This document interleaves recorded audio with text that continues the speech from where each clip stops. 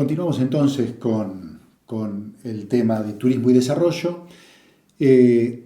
Respecto de la mirada crítica sobre la sustentabilidad, vamos a arrancar invitando a Oscar Madoeri. Vamos a utilizar un videíto corto de Oscar Madoeri, en el cual le saca, de alguna manera hace un planteo de sacar la neutralidad al concepto de sustentabilidad.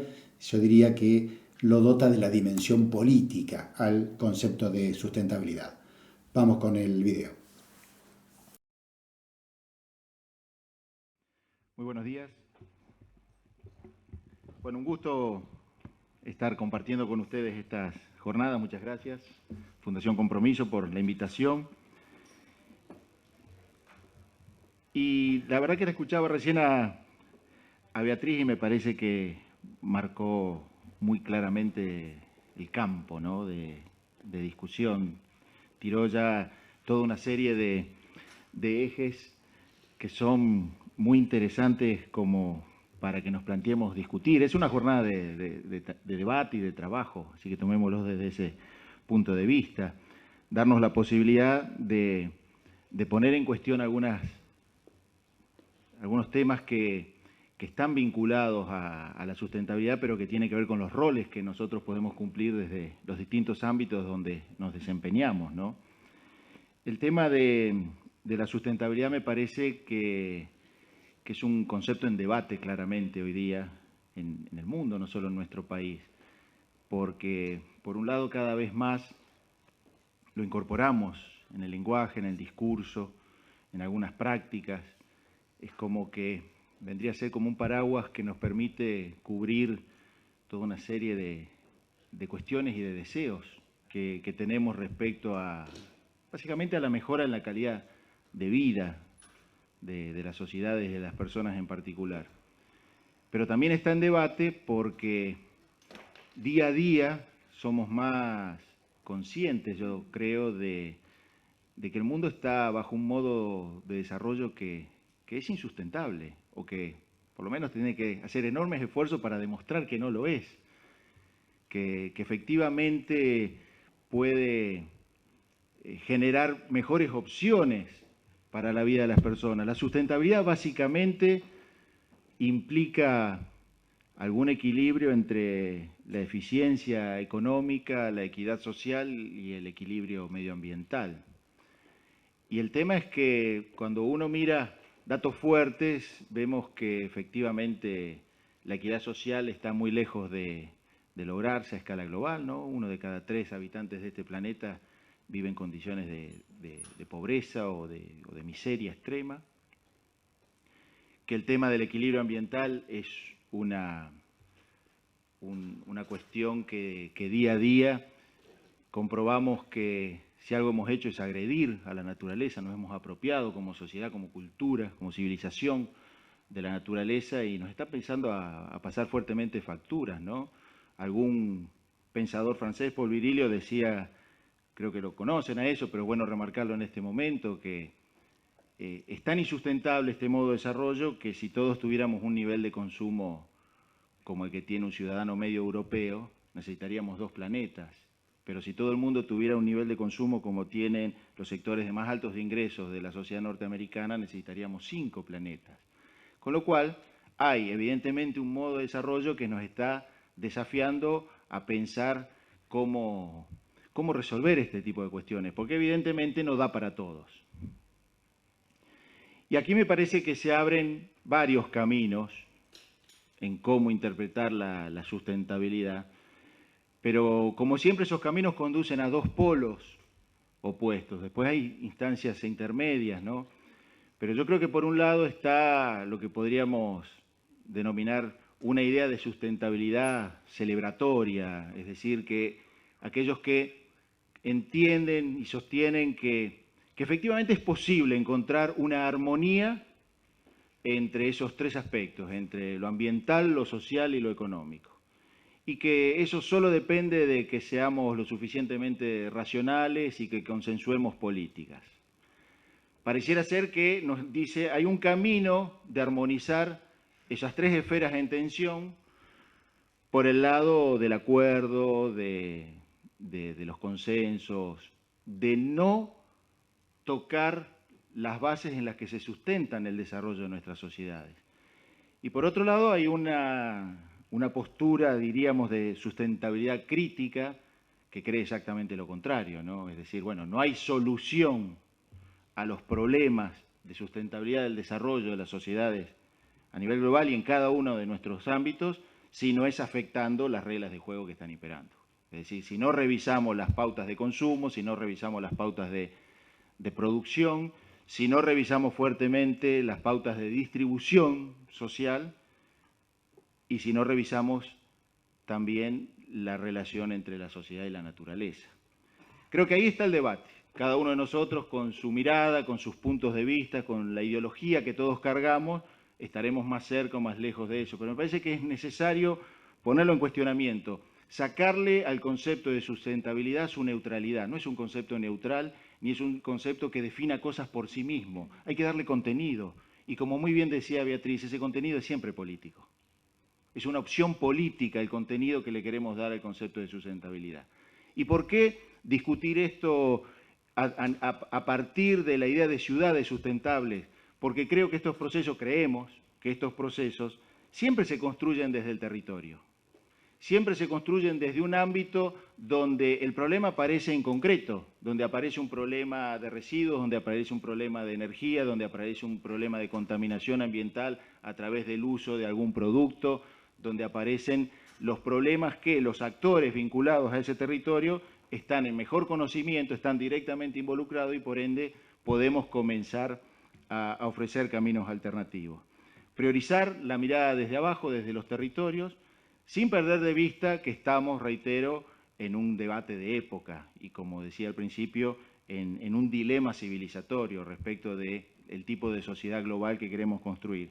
Pero hacerlo desde el territorio entendemos que es la manera de cargarnos nosotros con alguna dosis mayor de responsabilidad respecto de lo que estamos haciendo en este sentido.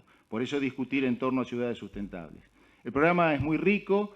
Tenemos expositores, expertos en estos temas, tenemos casos, experiencias para compartir y, bueno, en lo particular volveré a compartir con ustedes al final de la mañana algunas reflexiones respecto de lo que fue el trabajo que hemos hecho durante esta primera parte de la jornada. Así que bienvenidos y buen trabajo para todos.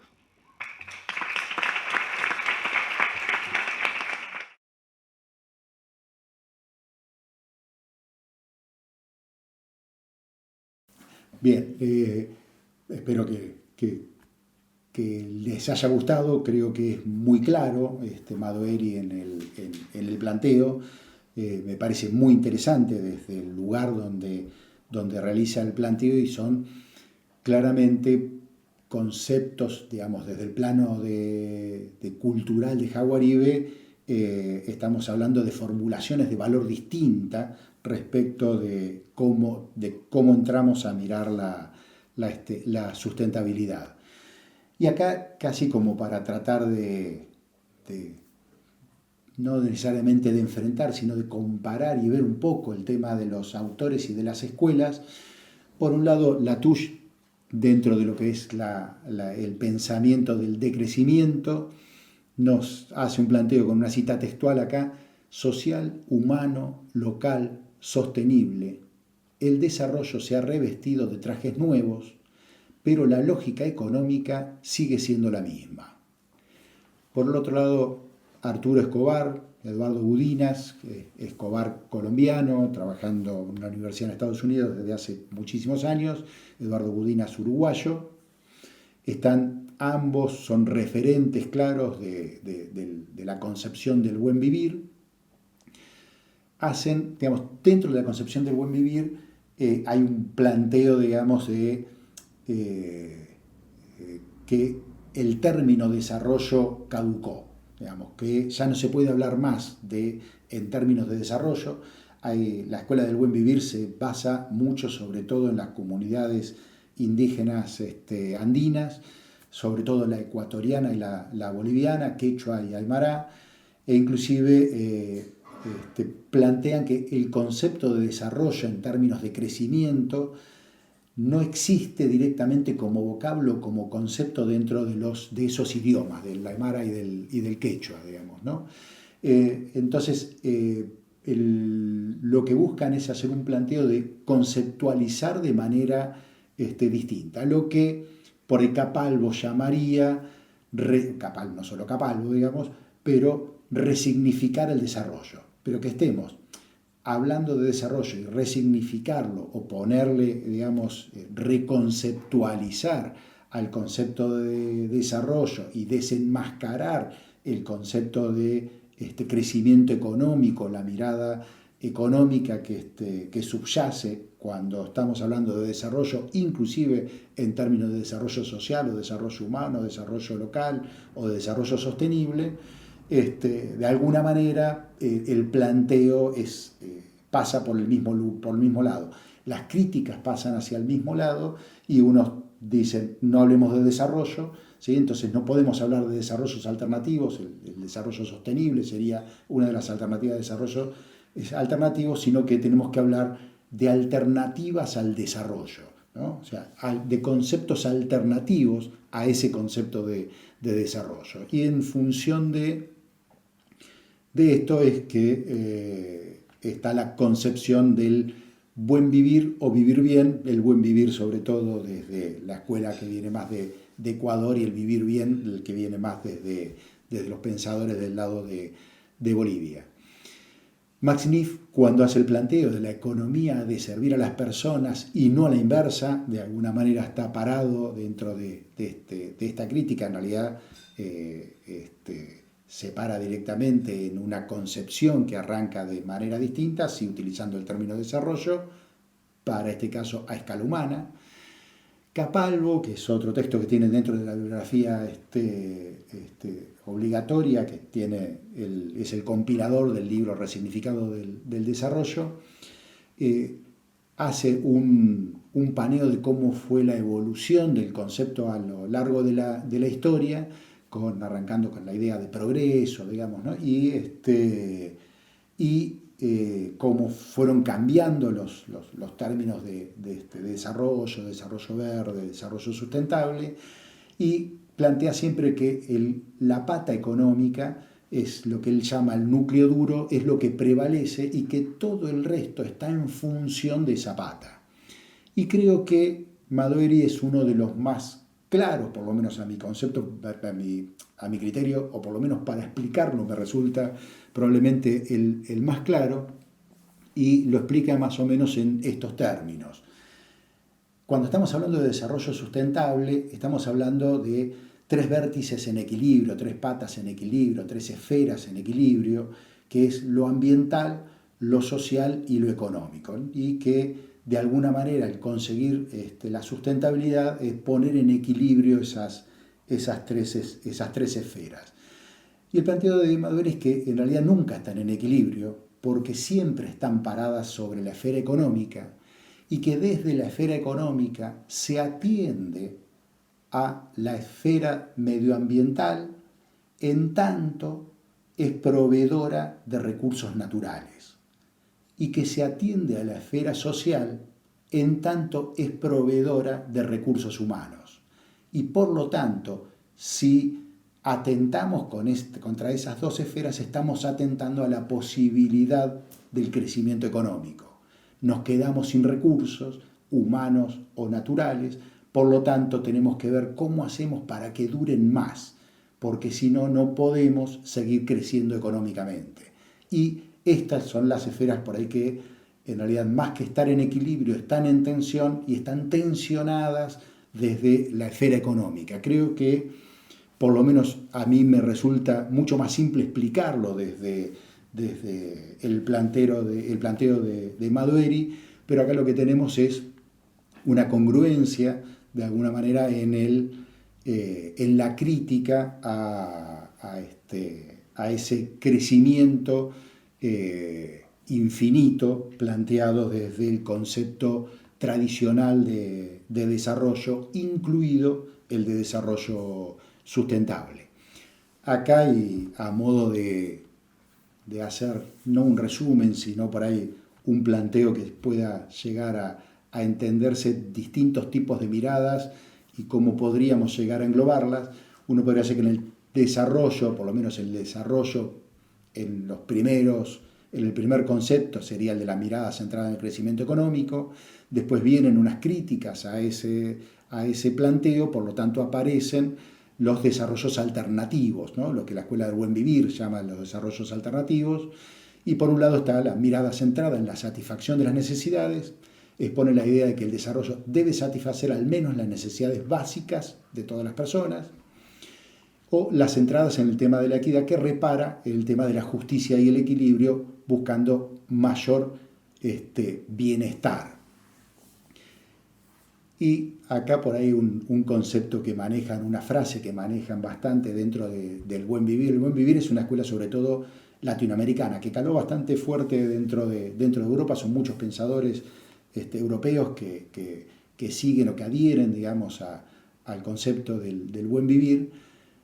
Pero una frase que suelen tener y que por ahí explica un poquito mejor esto, es que no se trata de vivir mejor, sino de vivir bien. Y ese vivir bien tiene que ver con la relación del hombre con el hombre, del hombre con la naturaleza, del medio. O sea, es una cosmovisión donde uno diría, en términos de Jaguaribe, se arranca desde una formulación de valor que claramente es distinta. Y en alternativas al desarrollo, y yo podría, digamos, esto sería en términos de la crítica que viene desde el buen vivir, o resignificar el desarrollo, en los términos más de Capalvo, ¿no? Uno podría plantearlo que está más la mirada centrada en la ampliación de las capacidades humanas.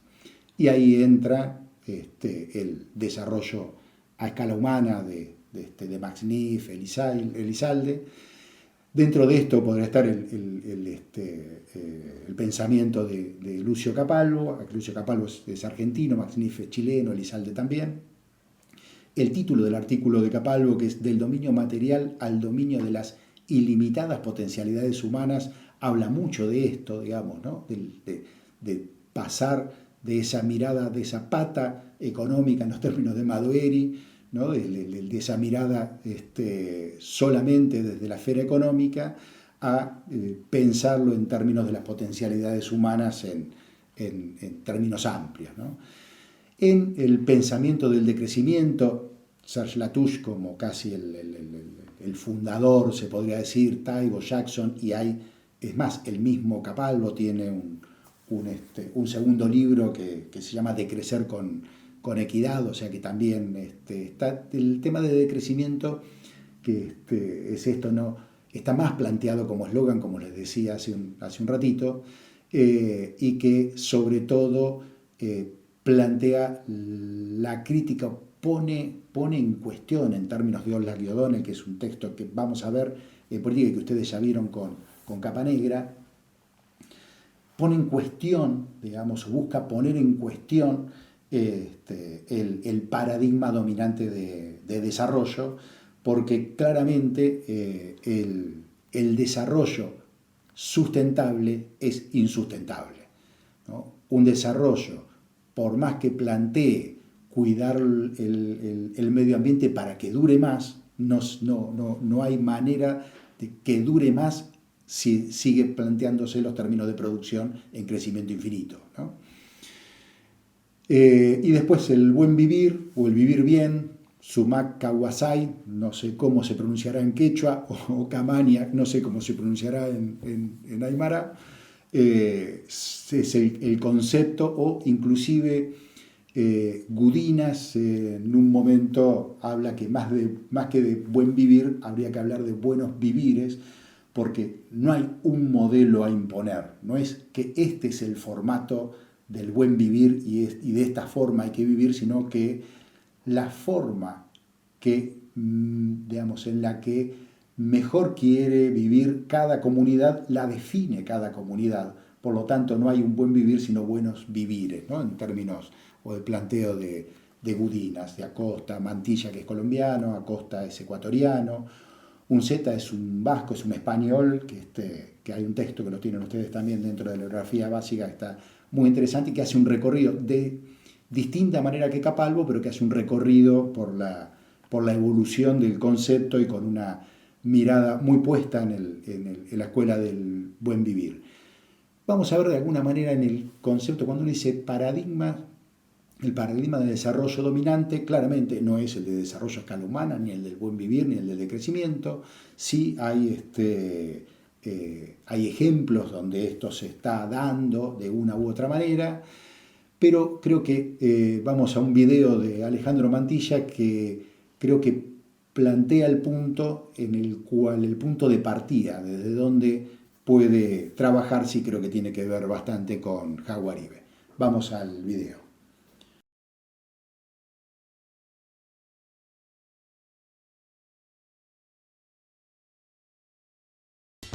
Sí, yo creo que se vienen construyendo alternativas a lo largo y ancho de nuestra América.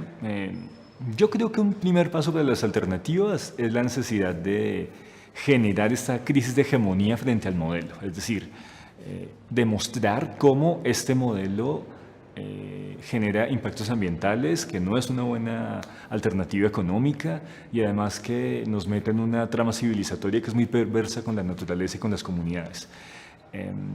Creo que ese primer paso de disputar la hegemonía en términos de creencias, de discursos y de preferencias es bien importante en términos de pensar las luchas políticas y sociales a largo plazo. Creo que en segundo lugar, a lo largo y ancho de América Latina y también en buena parte del sur global, se viene dando una dinámica muy diversa de defensa del territorio y de construcción de nuevos territorios. La lucha por la soberanía alimentaria, la defensa del agua, todos los movimientos ecoterritoriales, todo lo que pasa por las tramas ecofeministas. Creo que Maristela, Svampa, Vandana Shiva, Tatiana Roa y muchas grandes intelectuales han mostrado que buena parte de la resistencia a los proyectos extractivistas y la generación de alternativas pasa por organizaciones de mujeres o lideradas por mujeres. En Colombia está ocurriendo lo mismo. Y creo que en esa defensa del territorio y en esa visión no patriarcal de la naturaleza hay una potencia muy, muy importante. Y creo que también se están dando desde los movimientos populares, ecoterritoriales, ambientalistas, como los queramos llamar, se está dando un gran debate sobre cómo entender un modelo que supere nuestro activismo y que supere la ilusión del desarrollo. Y digo ilusión del desarrollo en la medida en que es muy claro cómo este modelo no fue más que un espejismo rentista que en realidad no nos llevaba a mejorar la calidad de vida de nuestras sociedades. Y creo que estos debates hoy están generando la posibilidad de cambiar políticas, no creo que en el corto plazo, pero sí a mediano plazo.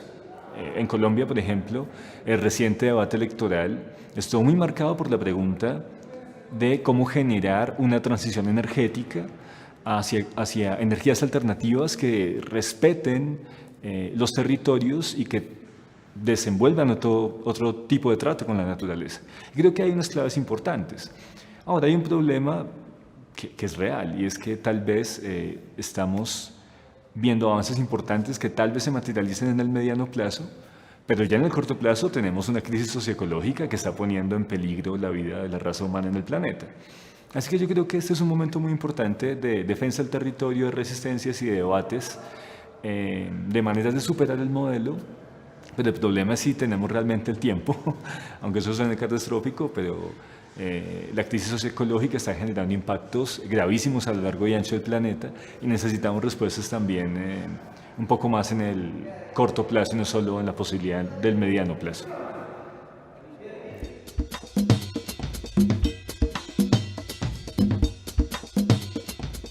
Bien,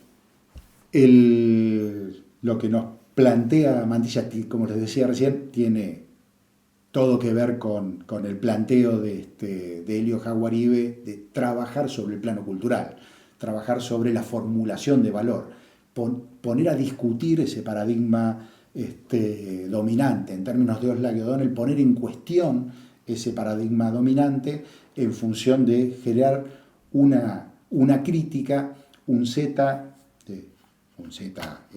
el vasco que tenemos dentro de los planteos de buen vivir,